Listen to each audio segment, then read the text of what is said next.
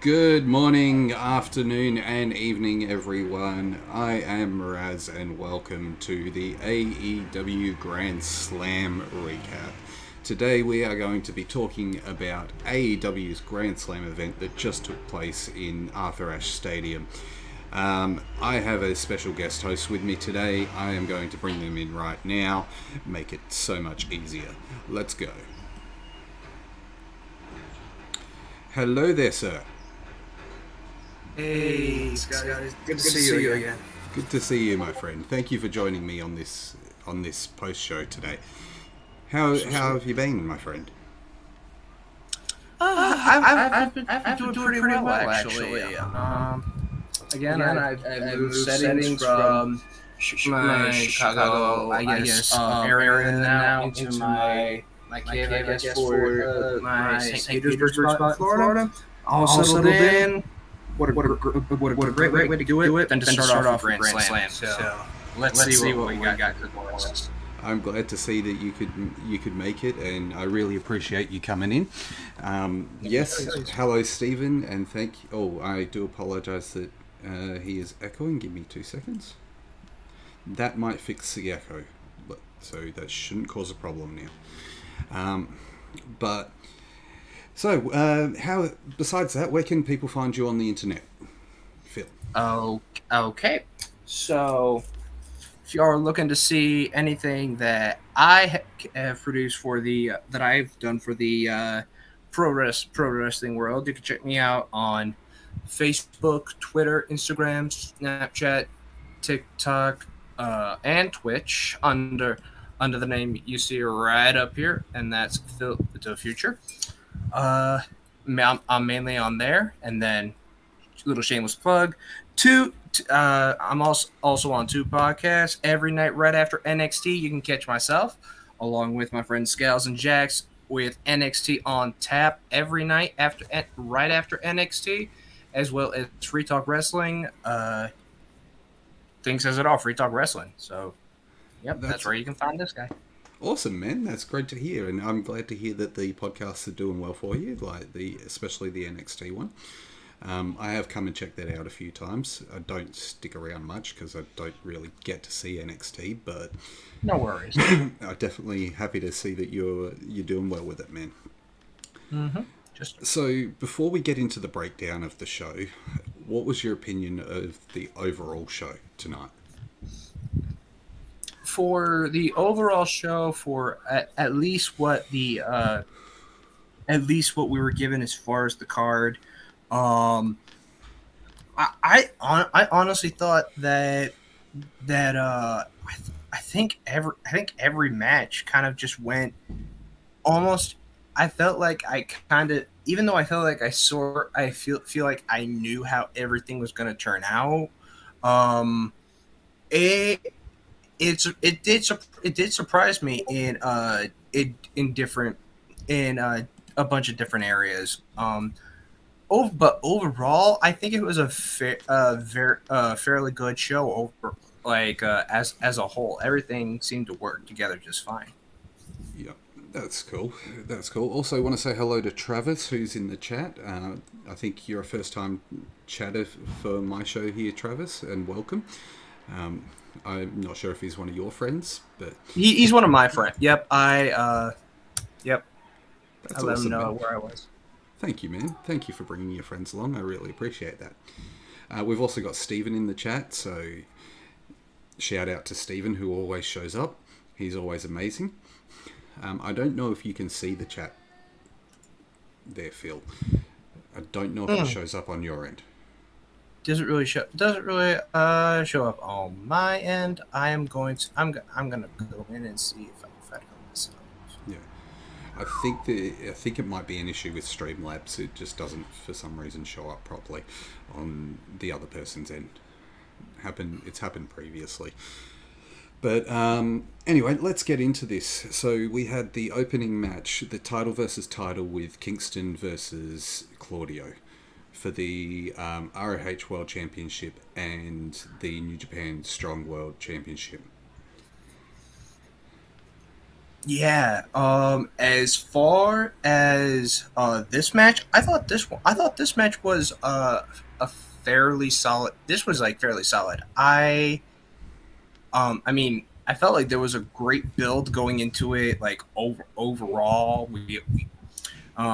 people. I think those of us who have paid attention to both Eddie and Claudio know that these guys do not like each other in any way, shape, or form. Uh, 100%. but Yeah. I mean, absolutely. Just going back, just with history in general, but overall, like I was sort of expecting Claudio to come out on top because that's sort of been the norm every time they've had a match with each other. But then again, knowing that Grand Slam is always done in Arthur Ashe Stadium in Queens, Eddie Kingston being a very proud guy from the 730, I Yeah. was not really that surprised that he ended up walking out not only with the strong open weight title, but now the new Ring of Honor World Champion. Yeah. Like, That's huge for him. I got to admit, I was surprised that they pulled the trigger and gave it to Eddie. I thought, if anything, Claudio would actually be the one to walk out with the belts, not Eddie. That's what my first opinion Yeah. was as well. I was surprised that they decided to pull the trigger, and I think it, as Stephen has said, it is probably the biggest push in Eddie's career. It is the biggest trust in Eddie for the company to give him the shot of being the ROH World Champion. I think that that's something Eddie has longed for and has worked hard to get a recognition as a champion, as a wrestler, and I think definitely this is something that's going to boost his career. I love the fact that we had the story going back to 15 years ago when they were in Chikara, including the referee being in the match, because obviously he refereed in Chikara as well, so you had that. But I think one of the best things they did was have this match on this stage. Like, Arthur Ashe is a big stage for him. Is it a big pay per view stage? No, but does that Mm-mm. matter? I don't think that matters.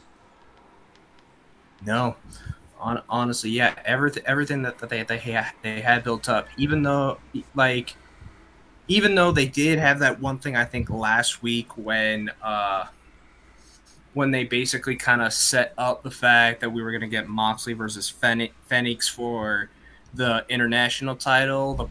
Yeah, The best thing about that segment was just the way Claudio and Eddie just stared at each other, and that all Eddie said was 1 week, laughing in his face. That felt like to me that was going to be a key part of the whole thing. yeah, um, that really that really put it up on top. And seeing also, I think that might have been 2 weeks before when they both said their own piece about how they said the whole thing was going to end. I also really liked that. I mean, yeah. Eddie really knows, like, as much. I don't know why people really just like crap on Eddie all the time. I don't know if it's just because he's a big, he's a big guy. Like, yeah, I like to eat. I don't know if it's you know, No, I you're don't not know. wrong, man. I Like, don't know if it's just like his demeanor or just the attitude of somebody who doesn't really like. I've got no filter. I'm just a tough guy. I'm just a tough guy who who feels what I want to feel whenever the heck I feel like it or whatever. yeah, But he he's that New has this York way. guy. Yeah, Exactly. He pulls you in. Like, yeah, he makes it. He makes a lot of his story so that you really feel his end of the story. You really understand that I'm a guy who's gone through struggle and hardship. Like, yeah. you understand how bad it was for me. Like, Everybody feels like they can relate to him in that regard. exactly. That's the thing about him. He's just feels like he's somebody that can be so relatable. Where, you know, Claudio, you get him, but just from like oh yeah, simple technical sort of thing. Just always straight up. like very formal, very centered. Just Very pro wrestler like. Very pro yes, wrestler like. Yeah. exactly, yeah, and that's what I think makes Eddie a little bit above anybody from like a Claudio. He really pulls you in, makes you relatable, whereas Claudio just makes it feel like just again a simple wrestling sort of mind that makes Eddie 100%. different. 100%. We've got some comments from Steven saying, give me Eddie versus Shibata for the ROH title. Definitely. Yeah, definitely. That would be an amazing match. Two completely different styles, but both solid workers, both like strong style workers. We've got Jake coming into the chat and saying hello. We've also got Travis saying he's got a small bone to pick with Phil, but it's a friendly bone, I know. and he can deal with that later. So, Phil, it looks like you've been called out in the chat. So, I usually end up winning at either way though. It don't matter. the promo battles are going to be intense, and I cannot wait to see them. Of course. So after the match, we got Claudio extending his hand for the handshake. What did you think of that whole situation? Did you think Eddie was going to go in for it, or did you think that he was just going to snub it off? I don't know, something about me in this one. I felt like Eddie was going to. I felt like really the handshake would heavily depend on who really won the match. If Claudio had won that match, I don't think Eddie would have done it. I don't think he would have done it whatsoever. Since Eddie won, I feel like he accepted the shake with Claudio just based over the fact that he won, and I think just to get in his head a little bit. Yeah, I think it was that sign. I think you're right. I think it was giving that sign of respect of what Claudio didn't do on his way out of Chikara and on his way to WWE. He didn't give his respect from leaving the independents to going to the main show sort of thing. And I think you're right. I think Eddie wouldn't have done it if he had lost. So, but it would have continued the story. So in saying that, it's a good thing. At least from here, we can finish their story. We can push them in separate directions, and hopefully, we get some strong quality matches from Eddie defending the belt. And where we go with that ROH title, who knows? I for one agree with Steven. Give us the Shibata match. Give us the Shibata match. I mean, there's plenty of ROH guys that he can defend it against. So. Next up, we had the whole video segment of Roderick Strong and the Kingdom in the hospital, and then Adam Cole showing up. What was your thoughts on this? Honestly, this was just. I don't know. For me, this was just oh great, another day in the life of Roderick Strong, the neck injured ex-girlfriend that won't leave you alone. I love that. I love that analysis. Like, it's working. Like, I don't know how they're able to make this whole thing freaking work, because I will say this, like, I watched the Kingdom have their little have their little squash match on Rampage, and their whole message about, it's like, we need to support neck health awareness, and Mike Bennett giving that whole dumb thing of, here, there are 3 things you need to do. Yeah, like when you walk up to a person and you ask them, do you support neck health awareness? And they say no, you punch them in the wiener. Then you take them and you hit them with a pile driver. And I'm just like, how do you support neck health awareness like this? You just break somebody's neck after hitting the McNuggets? Like, yeah. It makes I mean, how else do you maintain someone's neck? Like, break it. That's how they maintain it. I mean, yeah, they're case in point, but Yeah.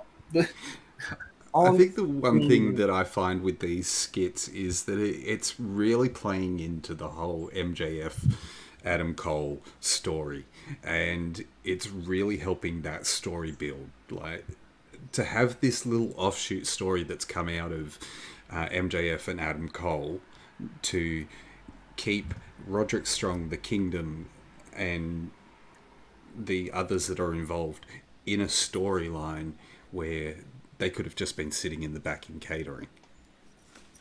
absolutely. Yeah. So I think that's really good move by AEW. I love the fact that we're getting a cross feeding of emotions, as I'll put it, because you've got the emotions of, is Adam Cole going to support his friend in the neck brace in Roddy Strong? Is Adam Cole going to be there for MJF? How is Adam Cole going to play out the man in the middle sort of situation between his two girlfriends, as you put it? Like the ex and the current girlfriend situation. Absolutely. And then one more thing, I think I'm just going to add to that. I don't know what hospital that was, but they need to update their equipment because that bed was horrendous. Motorized stretcher just did not sound good. They either need to update their furniture or they need to use some WD-40. Yeah, Yeah, they need to use some WD-40 on the springs and shit for that motor, because that was messed up. that was. Because I thought that was like actually playing in the arena.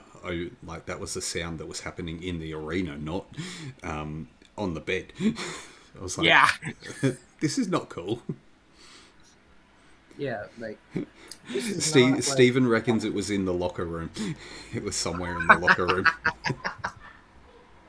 I wouldn't be surprised, Steven. I wouldn't be surprised. I mean, AEW has the budget to film in a hotel or a potential hospital, but they probably saved on it and went, nah, screw it, we're just doing it in the locker room.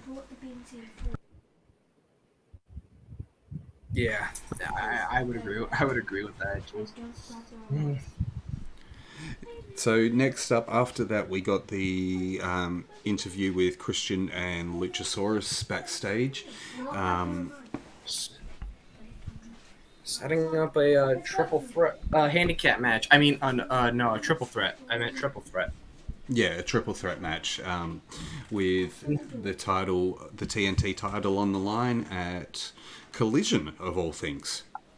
Yeah, a triple threat, or is it a handicap match? No, it's a triple threat. It's going to be a handicap match. You know it's going to be a handicap match. I mean, of course. I mean, yeah. Why am I questioning it? Of course it is. You have Luke.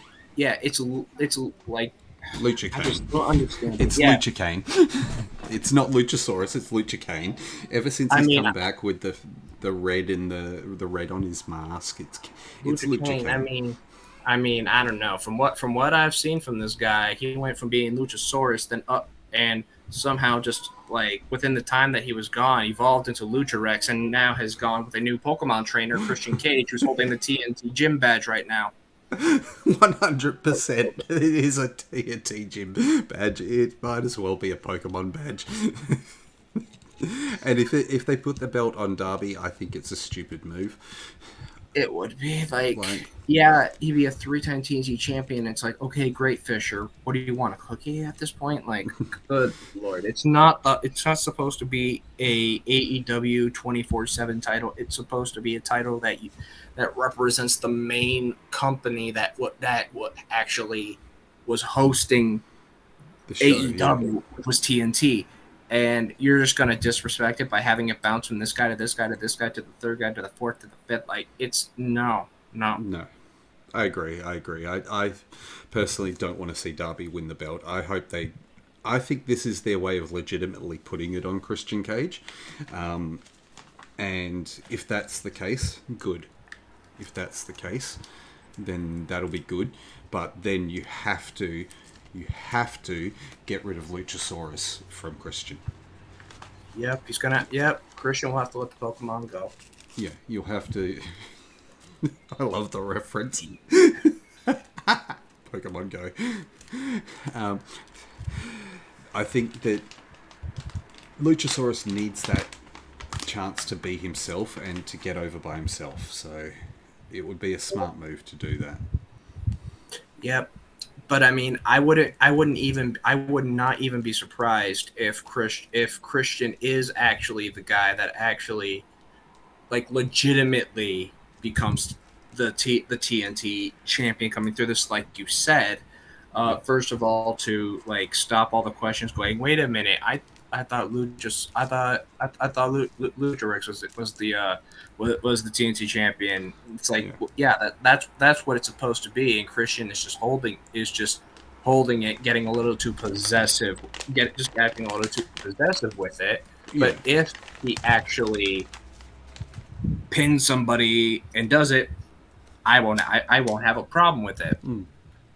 But then again, every time we've seen Christian wrestle up to the point to where he is right now, he's been wrestling in a sleeveless black turtleneck, and whenever somebody is coming to a fight wearing a black turtleneck, they have nefarious intentions. But in all fairness, he's also shredded as hell underneath that turtleneck. Like, the dude is shredded for his age. He puts a lot of people to shame. He puts me to shame, for sure. Like, I got a belly on me. I ain't gonna lie. That dude puts me to shame. I'm not gonna lie about that. I mean, como se, como está, whatever. So after that, we've obviously got the Chris Jericho Sammy Guevara match.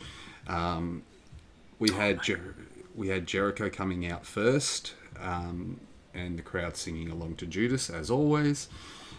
But then we get the lights out and Sammy coming with his own light up jacket. The light up vest. Yeah. What did you think?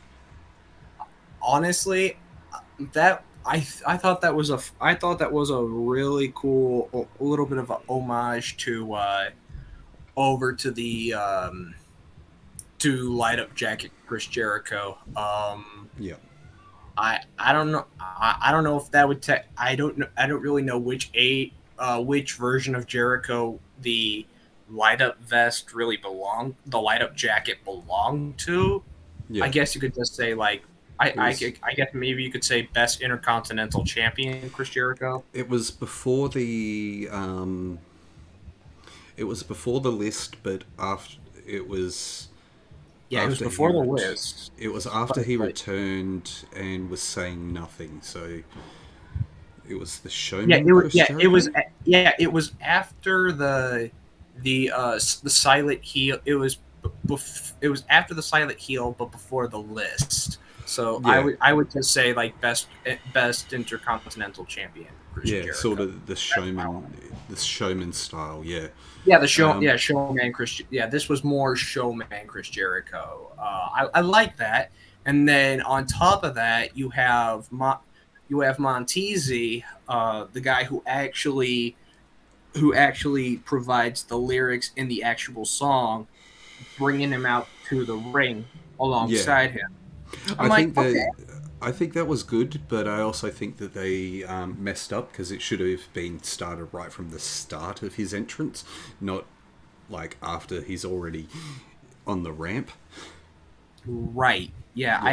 I agree with. I would agree with that. I mean, looking at the match. The match overall was very solid. I mean, they started off with, like, started with the the good luck, GG, and then we got started. It was a back and forth match. Yeah, it was definitely a very good back and forth match. Like, knowing that these these two have never gone against each other since like for the 4 or 5 years they have stuck together through literally everything. I It think was it's a great match on both sides. Yeah, and I think that's one of the things that AEW does quite well is putting on first time matches. They put on solid matches in that regard. They don't just focus on a repeat match constantly like you see on other certain programs. Monday Night Raw. My sneezing is getting bad. Put the TNT title on Orange Cassidy. See, I can agree with Steven on that one. Put the TNT title on Cassidy, give him different opponents. But I don't want him in a mid-card title. I want him going towards the world title now. I would agree. And then Sting Bart at ringside, and then guessing the rematch for Jericho versus Sammy at Wrestle Dream Garcia is a wild card in that rematch. We'll get to that part later, but overall the match, again, very back and forth. AEW does have a way of putting on a lot of the first time matches. Like they actually put something into like an actual story. They put it in like a really good story. This one being 4 years in the making, so this is 100%, long. Yeah, this is like long-term booking. Like this is definitely long-term booking. And look, I personally didn't think Chris Jericho needed the win. I don't think I agree with that. I honestly agree. However, Chris Jericho did not need the win. However, at the end of the match and what happened at the end of the match, I can see why they gave Jericho the win. And also, hello Hunter, thank you for joining. I did see you crash through the door. I wasn't ignoring you. I was just trying to pick up the pieces. Right. But the end was crazy. I mean, like Jericho wins, they get up, they give each other the hug, and then it's like celebration and you get it's literally ultimate. This I guess, again, knowing that these two have never fought each other for 4 years, this was their first match ever. They give the hug. It's like, oh, okay, it's like, okay, it's like he didn't win this time. I guess Sammy kind of knows, but then the ultimate, and I mean in caps, ultimate betrayal. It was a nod back to when Sammy kicked Cody in the nuts. Or like when MJF kicked Cody, kicking Cody in the nuts. Yeah, it was a nod back to that, but it was also a nod back to Shawn Michaels and Jericho. Shawn Michaels Jericho, that's right. The Shawn Michaels Jericho, where he turns around and kicks him square in the nuts as well. So and then not only do we get that, but then we get the loudest chorus of boos of the night. Basically, the bit in the words that Christian used, the biggest carny piece of shit. You can swear. You can say it. You can swear. I don't care on my. I know the biggest carny piece of shit. Don, my head reminds me of an uncircumcised big callus. I love it. I mean, you're not wrong. You're not wrong. Yeah, like he comes out and backs up Sammy Guevara. I'm sitting here like, no. Yeah. No, like, okay, yeah. First he got into the head of Konosuke Takeshita, which I feel like I kind of saw that a little bit with what Don Callis has been doing, especially that now that he and Takeshita go after Ibushi, but now I'm starting to think Callis has added Sammy to his family. Yeah. So he's got Takeshita going after Ibushi. I'm starting to think in my head, what is he going to send Guevara after somebody, or like right after the match? Well, are we What going to get maybe Guevara versus Kenny down the line? Are we going to get that? Guevara versus Omega? Oh my goodness, I that. mean, that for me that would be a quality match. Like those two could put on a damn good show. But Like then there's Garcia. Garcia's that very oddball one, like I mentioned, hundred like the percent, one yeah. comment I said earlier. He's that one wild card because Guevara and Garcia were The G tag team, G and G, you could call them. yeah, Like they were he the kind of tag just team had that that weird step moment in, and it's like, well, like, what are you doing here? Oh, he's money. He's money. Keep going. Keep going. leave him alone, yeah. And Yeah. I think that also that backstage segment, because we'll get to that now. That backstage segment with Garcia was a great move because it continues that story, and it continues adding into the layers, which AEW has been able to feed into the layers of stories lately. Like, I don't know if you've noticed it over the past few weeks, but I have. They're building layers to these stories. It's not just one person is attached here. It's there are so many attachments, and you don't know where the story's going to go. Like, you don't know who's going to turn on who. You don't know what's going to happen. Like, we'll get into the women's world title match, but there was a whole theory that we had in the Discord about what was going to happen in that match and how that was going to go down. But they built layers to it, and AEW's been very good at building these layers and getting their stars intertwined in different scenarios. I think that's one thing I find is that the stories are a bit stronger here in AEW than they are over at WWE. I would agree. Like usually, as the old saying, usually how the old saying sometimes goes, good in theory, but bad in execution. AEW is just able to flip that around where it looks bad in theory, but the way they execute it is like boom, like mind 100%. blown. I did not think they would execute it in such a way that 100%. we would be interested in this. And I want to bring up something Jake said, and he said that tonight's show was the most focused since the April 2nd edition of Dynamite. Dynamite. Oh, I think he's right in that regard, but I also think that AEW has always had this one thing that they know how to pull off a pay-per-view very well, or a premium live event very well. They've always seemed to struggle with putting on super structured, super quality Dynamite episodes.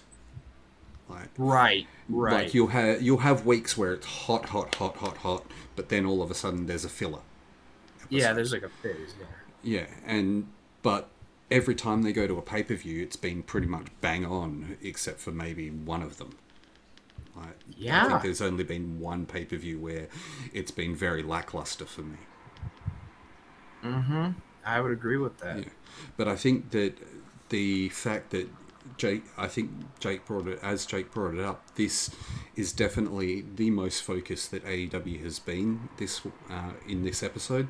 They've built stories, they've intertwined the stories, they've made it so that they've got it back to when it first started, when AEW first started. They've yes, Punk was a big draw for them, but getting rid of him might have been the best move that they made. Yeah. Because this has allowed them to refocus on the stories that they were wanting to tell and build the stories of the newer stars. Mm-hmm.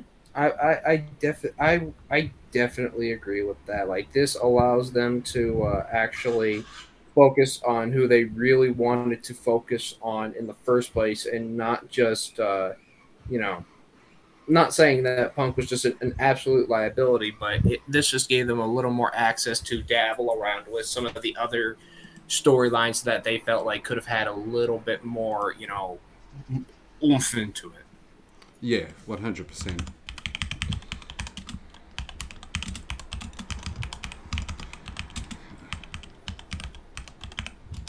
Sorry, just writing to someone.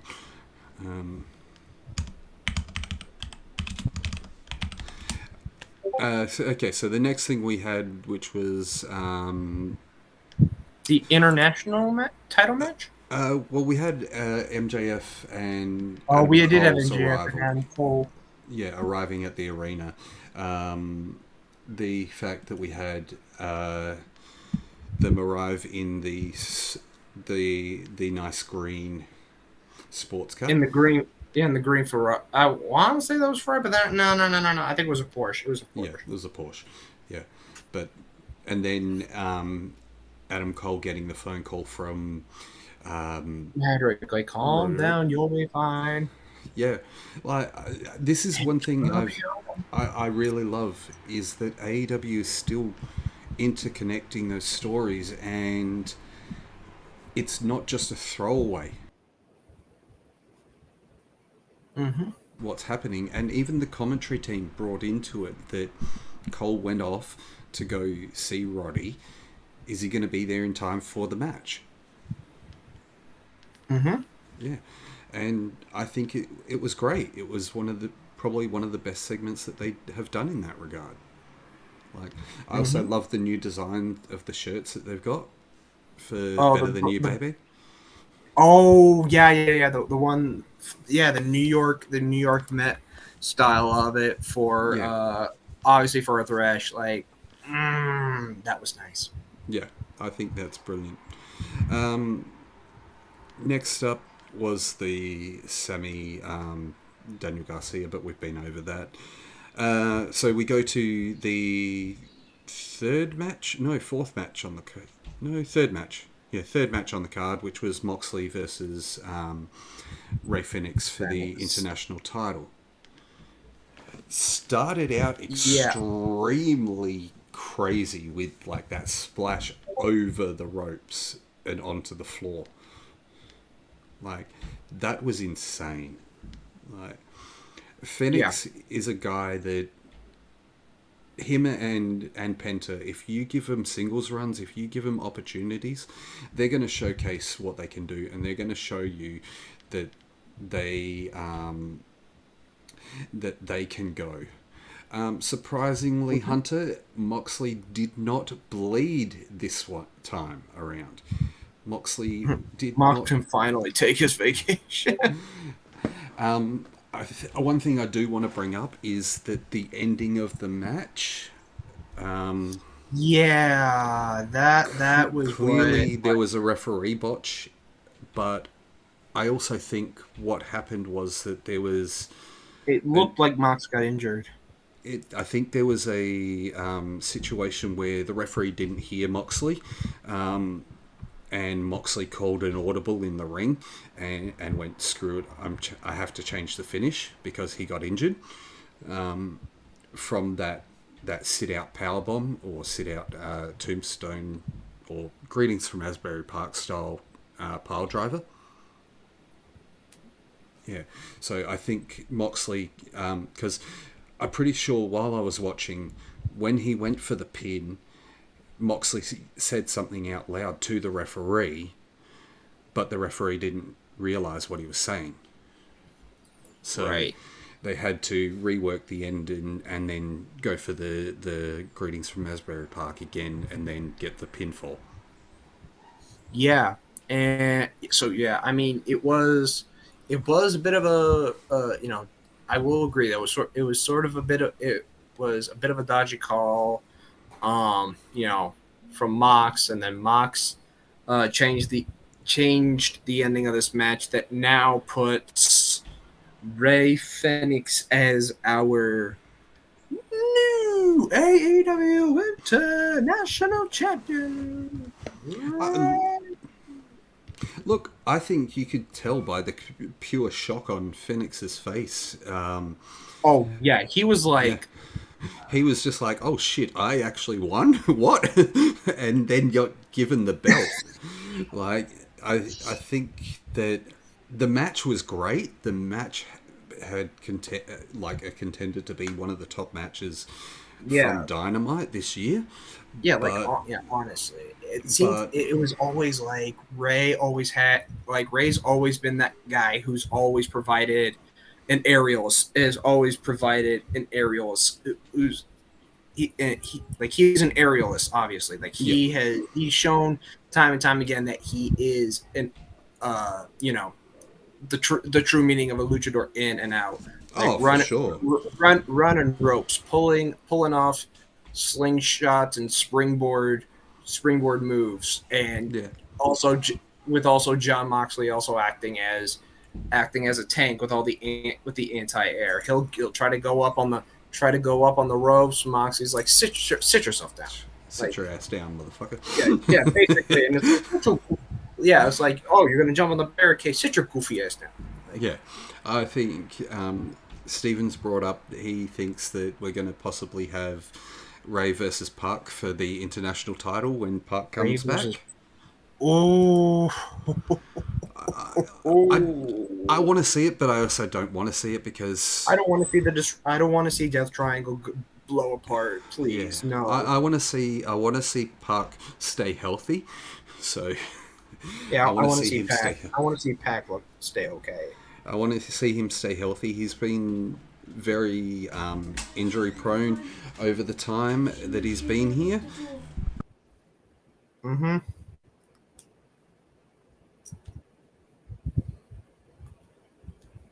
I will be back in 2 seconds. Can you hold the fort for me? Okay.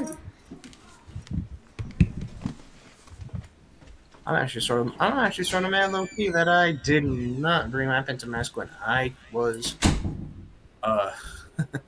watching the match, because man, I'm a big Phoenix fan inside and out.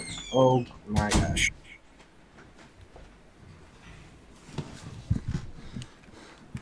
I apologise for that, sir. No worries at all. Thank you for holding down the fort. Now, where were we? Where were we? That's right. We're talking about. I think we were just finishing up with the whole Pac versus Phoenix. Yeah, it would be cool, but yeah, you said like Pac tends to be a little bit more on the injury prone, and yeah, it'd be cool to see him hold the title again and probably hold it a little bit longer.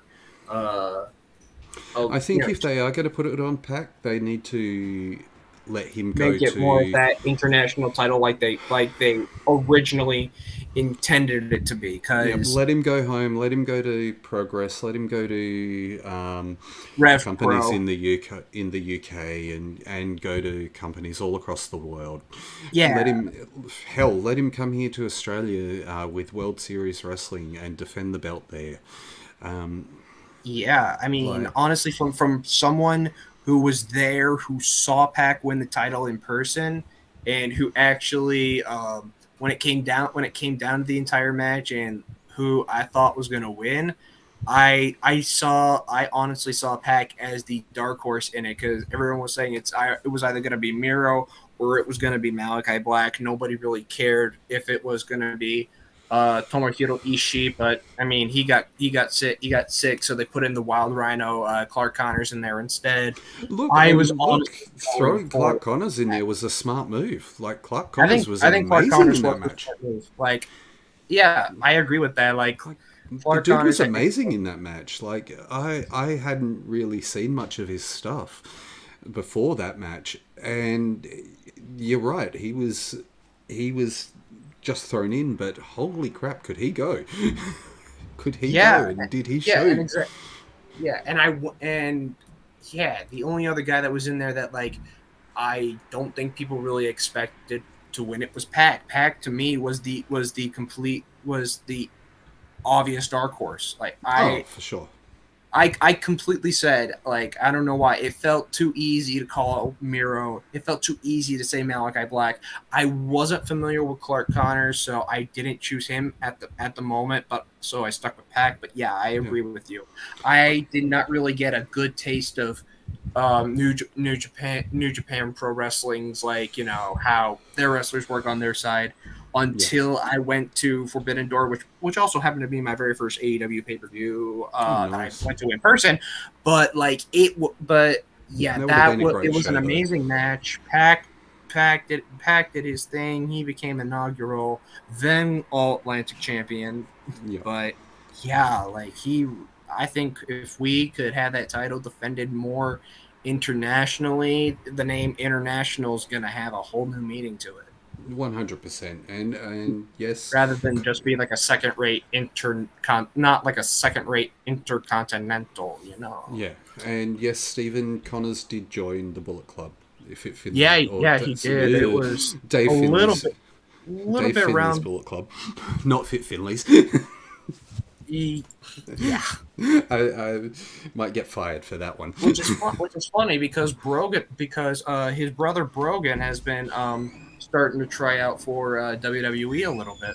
Okay, I didn't know that. So Yeah, like there you go, learning yeah, some new things as well. So yeah, because Brogan's I believe is David's younger brother. He's a Fit Finley's son, and he was trained by AR Fox. yeah. So Okay. yeah, Cool. I mean he's about starting to get himself into the world of wrestling, and if we start seeing him on NXT, I mean that's something to look forward to. Yeah, and so yeah, with that match, I think that the smart move was called by Moxley in putting the belt on Phoenix. I think that it now, like Steven says, Moxley gets that opportunity to take his vacation that he was supposed to take well back before Punk got injured, and Punk decided to trade the belts with him for a little bit, and then MJF leaving the company and Moxley trying to go on vacation then. Like, I think Moxley finally gets that chance and can relax and take a deep breath and be with his daughter. Mm-hmm. So, and I mean also looking at it, like I feel like in a way Phoenix is always I feel like sometimes when you look at the Lucha Brothers, the only one that really stands out to most people is like Penta, and Phoenix is just really seen as just like the tag team partner, because Penta has had has held a lot of different types of singles titles. I mean, he's been Impact World Champion. He's been a AAA Latino American champion for AAA. yeah. I mean, Yeah. I mean he's done He's got lot the accolades, yeah. He's got those accolades, but like I just feel, and yeah, he's won numerous tag titles with Rey Fenix, but like I mean now I feel like it's like I feel like now is Fenix's time. I feel like he's going to come out with this international title run saying, hey, I'm not just Penta's sidekick. I'm somebody who should be feared as well. Put some respect on my name. For sure. For sure. I'm just not a brother. I'm dangerous. Yeah. I think that one thing Phoenix did have previously a world title match. I believe it was against Kenny. Or was it against Kenny, or was it against Moxley back in the day? I want to say Phoenix did have a match with Cassidy for the international title too, because I believe with Cassidy having defended the title 31 times, obviously being an AEW record, like I believe he's taken down everybody from Death Triangle, because he beat Pac for the title. He beat Pac to win the title. His last successful defense was against Penta. I do remember somewhere along the list of people that he's defeated to retain the international title, Phoenix was one of those opponents. Okay, yeah, I thought Phoenix did have a chance at the world title, but I think he did. I believe he did, though. I believe Phoenix did. And I do want to say it was Kenny Omega, because I believe it was during the pandemic era. I want to say. Yeah, it was definitely in pandemic era. It was during the Jacksonville era. Yeah, so we've definitely gone over that one hardcore, so that was a solid match. Next we had the backstage segment with Samoa Joe. talking about the match that's going to be the main event of the show, and standard backstage segment talking up the match, of course. Next, we go to Toni Storm and Saraya's women's world title match. That entrance for Toni Storm. Oh my goodness. That was beautiful. That was amazing. I think this 1950s housewife or 1950s starlet sort of look is a great thing for Toni. I think it's a great character move. I've loved the whole segments of watch out for the shoe and all that sort of stuff. So it's been really come on, well that done. needs to be a shirt. It needs to be a shirt. Chin up, heads out, and watch for the shoes. Just come on. I think. Oh wait, or no? I think Pro Wrestling Tees has already. I want to say either Pro Wrestling Tees or AEW Shop has already done done that already. Shop AEW. Steven said he thought there was something wrong with his TV and that it might have gone back to the 1950s. No, Steven, your TV was perfectly fine. Yours was perfectly fine. They just decided we don't need color. Yeah, I think that this whole this mental breakdown and her changing back to the 1950s style is brilliant. I think it's something that needed to happen to help develop her character and make her a bit stronger. And it sets her apart from the whole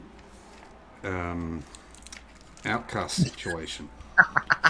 I love it. So okay, so the shirt I actually was talking about, they actually did something like it. They gave Toni Storm a new shirt on the market where it's like a 1950s photo of Toni Storm in her gear, and it's literally like in red.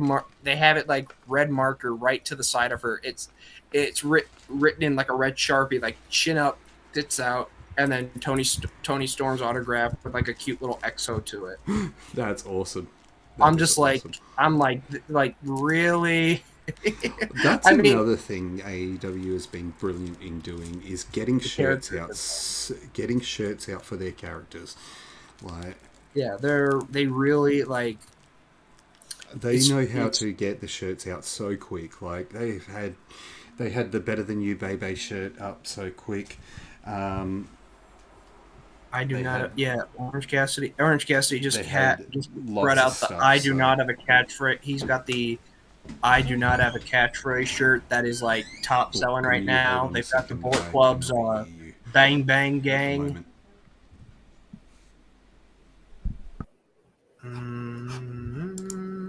They've got the Orange Cassidy's I do not have a catchphrase shirt, the Bullet Club Gold's Bang Bang Gang shirt where Bang Bang Gang is designed so that it's actually just featuring something's going on with a hand like that, a hand literally like this, but the hand literally spells out Bang Bang Gang, and I'm like, man,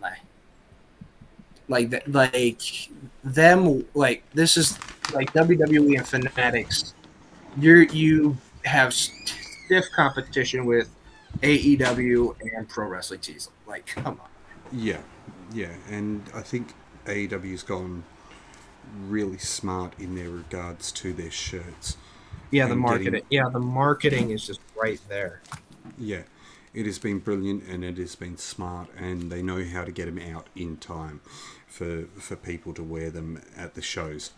And then Saraya again, she was accompanied by Ruby. Simple entrance. But then again, that's all Saraya really needed because she got her entrance at All In. She got her big entrance at All In. Absolutely, 100%. And that was huge. In her hometown, she deserved that entrance. I was there live in person, as you know. Oh, I know.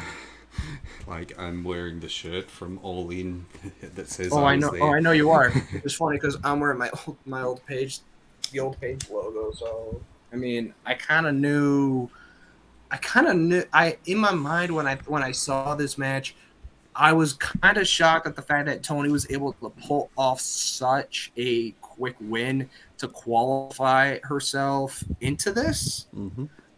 But I was like, it's still like I don't think it's the right time to make Tony Storm a three-time AEW Women's World Champion. Like Yeah. I know Soraya's had her things with had the stuff with her neck and all that in the past, but like she's got to come out at least with Well, this was one her first one-on-one official exactly. one-on-one in the company. Like, as far as I can remember, it's her I first mean, the official last one I one-on-one. remember was the last time I remember Soraya having a match. I think was her very first match, which was against Dr. Britt Baker.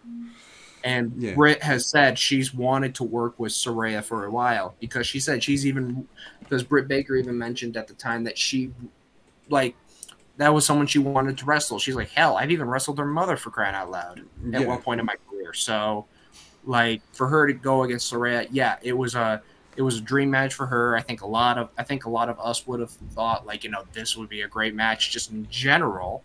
Um, but yeah, now that I mean Soraya and the Outcast, I don't know if I can say that the Outcasts have really done something for them because usually everyone's just griping that they're just an old they just recycled everything from the Outsiders or the NWO, but Yeah. they've real like what they've done right now with Tony and Soraya and real like separating Tony from the rest of them. It completely blows everything out of the water in comparison because Yeah. yeah, Tony at this point Tony's literally in her own world of being her own star, whereas Soraya and Ruby are the ones who are in reality, are like all of us in reality, telling her like wake the fuck up.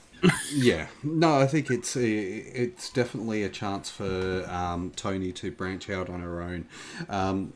This was brought up before, and this is what I was saying in this match. We had this whole thing of Ruby as the X factor in this match. Yeah, Ruby could have Ruby, done anything. yeah, and it was going to be where does Ruby turn? Does she stay with Soraya? And I think what they did tonight worked out quite well because you've kept Soraya and Ruby together, so you've got that tag team Yeah, potential. yeah, But you've yeah. you've pushed Tony to be on her own, and you've pushed her to be a star by herself. And I mean, it was also very funny the way that they first interacted when the bell rang. The like right when the bell rang, you just saw Tony doing this, and it's like please let's just make up. Yeah, In a way, it's almost like just let us make up. We don't need to do this. And Paige is just like, are you out of your freaking mind? Just boom. And every time she got hit, she's like, oh, you hit me. Oh, you hit me again. And then, mm. that's when the cat went. I like the fact that they played with the whole turnbuckle situation as well, where The turnbuckle Tony, situation that yeah, where they had Tony rip off the turnbuckle pad, and you had Saraya bashing her head into the turnbuckle pads, and then getting to the bottom one and being like, "I can't do this," sort of thing. yeah, like Yeah, that confused me. Like I know that I know it's like obviously I know you guys were like friends with the whole outcast thing, but like so Ray, now's not the time to think about like her being your friend or not. If you're gonna defend your title, you gotta do something, girl. Like what are you 100%, doing? 100%. Like what are you doing? Stephen Chambers thinks that the next opponent is either going to be Mercedes Monet or it's going to be Thunder Rosa. Thunder Rosa. I Yeah. don't see Mercedes coming in anytime soon. Like Well, to me, at it's All just In, she was sitting in the crowd with oh a I know she was there but she sitting in the was crowd. she had a moon boot on, so she's still injured. Yeah, she has the boot on, so yeah, she's still got Yeah.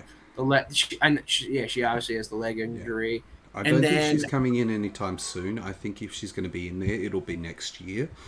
Um, yeah, and and then as far as Thunder Rosa, I know she is scheduled to return in a few weeks. It's just whether she is already fully healed at this point, and where creative decides to go in putting her where how they're going to put Thunder Rosa if they put her in back into the title picture this time yeah, against the Red. yeah. So let's move on from that. Oh yeah, that's another one. Jamie Hayter possibly coming back. Like, Oh yes, it's. we have I feel that like it's as been a well. So long time for all the for all the haters out for all the haters I out mean, there. everybody thought she was coming back in London, but I know that she is still injured, so she's not going to be back for a while. Yeah, if But Jamie Hayter had come back though at all in that, like everybody there would have lost their freaking marbles. it also would have taken away from Soraya's moment. It would have taken away from Sherry at the same time. Yeah, Yeah, so so you can't have and ABJ and I were discussing this previously. You can't have the two moments happen at once. You need like we got the each two one needs their moments. moment. We got the two moments at once when we got Adam Cole and Brian Danielson turning up. Right. Like that, people were shocked by Adam Cole, and then having Brian Danielson turn up just after that. That was like, holy crap, this means war, sort of thing. So. Uh-huh. I think that if they'd done that with Jamie Hayter and Saraya winning the belt at All In, it would have deflated the moments and it would have caused a lot less history in that regard. Absolutely. Yep. I would agree with that. So we come to the main event of the show: Samoa Joe versus MJF for the AEW World Title. Mm. Loved the intro, loved that we got the ring announcement, loved that they had MJF come out with all the sports teams and representing the state of New York. It was amazing. The whole entrance was amazing. Was it a technical match? No. But was the match solid as heck? Yes. Yes, it was. It was definitely brutal. Did it play into the story of Joe and MJF? Hell yeah. Did it play into the story of MJF and Cole? Yes. Heavy.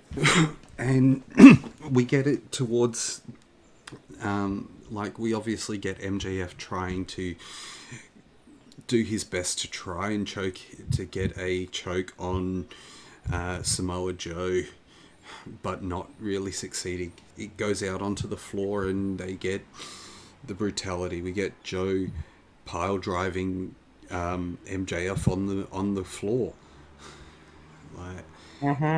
Like the whole psychology of the match was there. It was the whole psychology of the match.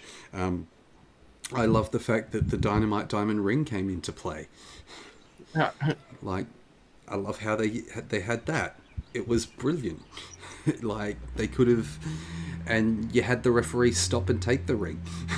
Like, hey, what you doing? What you doing? yeah, and then you had the whole moment where the referee had to dive out of the ring when Joe was taking MJF to the corner, and so then Joe or MJF uses a bit of rope to choke out Joe, like, and he did exactly what he said he was going to do. He said he was going to choke him out, and I think it was brilliant. Like, I love the way it played out. I love the fact that we had Adam Cole come out towards the end to cheer on MJF. I love that. I love the fact that Joe got choked out and that they continued, like, they had continuity to the story. It wasn't just a pinfall. It wasn't just a cheap shot. It was a damn good way of finishing that section of the story with Samoa Joe. Absolutely, and I will say, like, I also love the moments where Joe like gets to he'll take it from somebody and just sort of like use it against them. Obviously, he did it with like MJF whenever MJF basically does like whenever the ring announcer does his name, where it's just Max with like a freelance MJF, where Joe just went suck it. I'm just like I'm like there you go. Play in the crowd, and it was brilliant. Some of the subtlety. I love the subtlety. The subtlety of the show was amazing. Like the throwbacks to some of the things, like Hunter says, it was a callback to the spot in Joe's match against Punk, or I think it was MJF's match against Punk where he used the rope. Like, yeah, like, and I love the fact that Samoa Joe came in at the end with the handshake. Like, gave him the respect at the end of it. Like, he's like, you choke. It's like you said, you choked me out. You choked me out. GG. Yep. Overall, I think this show was a solid show. I think it was a really well put together show. I think Jake was right. They were very, very focused in what they were doing, and I think AEW has a strong foundation from where they go from here. I agree. We get the next half of amazing matches at. Yep, we have the next half of what Grand Slam is to be at Rampage, and, which they're currently filming. They're currently filming that. They're currently filming that right now, obviously. Yeah, but like, unfortunately, it's a delay. It's a tape delayed show on Friday, but it's still going to be amazing. Like, absolutely. As much as some of the matches I may not want to see because I like Sting, but I think he needs to be kept in the background, if that makes sense. Unless you're going to give him one last hurrah. Yeah, I mean, Sting at All In kind of made sense because it was a very big pay-per-view, and and with doing that, you're going to use like some of your big stars, and of course Sting being one of them, especially since he was using the Joker. He was kind of using his old Impact Joker side, where Darby said, "Yo, it's time." It's like, "Oh, it's not time. It's showtime." Yeah, and showcasing the Jack the Ripper sort of style rather. And it was great. Like, I think that Sting at All In was a smart move. I think that, but because of his age, obviously keep him as a background character. Don't try and put him into super massive like matches. So I completely agree with that. Looking at the matches that they even have for Rampage. The one that I feel like I'm actually kind of really interested in is seeing what 2.0 and Anna Jay do with like Orange Cassidy, Hook and Orange Cassidy, Hook, and Chris. Because I mean, definitely, that's going to be a good match. Definitely we're getting Hook. Because we are sort of getting that Hook Orange Cassidy tag team that they've been hinting us with, but like again with Chris Statlander also being in the picture, it's just for me the weird thing about it is that obviously Orange and Chris are still kind of part of that best friend stable, whereas Hook is just a man. He's just a man he's kind of just like a young man on his own type of guy that just so happens to usually be in once in a lifetime like tag teams like Hookhausen was great. Jungle Hook was cool the first time. I don't know if we needed like the next two other ones. But if we didn't get the Jungle Hook, we wouldn't have had the fallout from All In where CM Punk got fired. So right. There's a double-edged sword there. Yeah, like and if Hook and Orange Cassidy, even after Grand Slam, decide to become a team, like what do you call that? What do you call them? Just team speechless. Like, I don't know, man. We'll find out, I guess. they barely talk. All you got from them about being a team is like, hey, Maybe they're you Team know, Doritos. we should have a tag team. We Maybe should they're like get back to Team the match, like, Doritos, sure. considering he gave he gave him the Doritos. Team Doritos is yeah. It's just like he just holds it across from the interviewer. He just takes some and just eats one, and is just Yep. like it's like what was just funny afterward was like the subtlety of like I think Excalibur or Taz is like I think she wanted one of those too, and it's like oh what. Yeah. Well, thank you for joining me today, sir. I really appreciate it. That has been our recap of the show. Anything else you want to call back to in regards to the show before we end it? No, I think we've covered all the big spots that I feel like we've wanted to go over. We've captured basically the entirety of the show. I think yeah, Dynamite again. Great. It was very great for it being a Grand Slam. I'm pretty sure there's going to be. I'm pretty sure Rampage is, even though there are some where you said you're not really interested in them. I'm definitely going to check it out. I'm definitely going to check it out. Yeah, I'm gonna definitely keep an open mind watching it. I mean, I'm pretty sure it's gonna be just as great. Yeah. And then just see where everything goes with next week, where the poker chips fall. Yeah, and I guess we'll see how they continue to build from here, and hopefully it continues being a strong build. I'm sure AEW has things in play and they're ready to go with them. Like we said, they've built a structure now and they know how to put things into play. So, other than that, I'm gonna say we're done here pretty much. Thank you so much for tuning in, everybody on YouTube. Make sure you check out Phil on all his social medias. You can find him on TikTok, you can find him on YouTube, you can find him on Twitch, you can find him on Instagram. You can even find him on Facebook at some points if you look hard enough.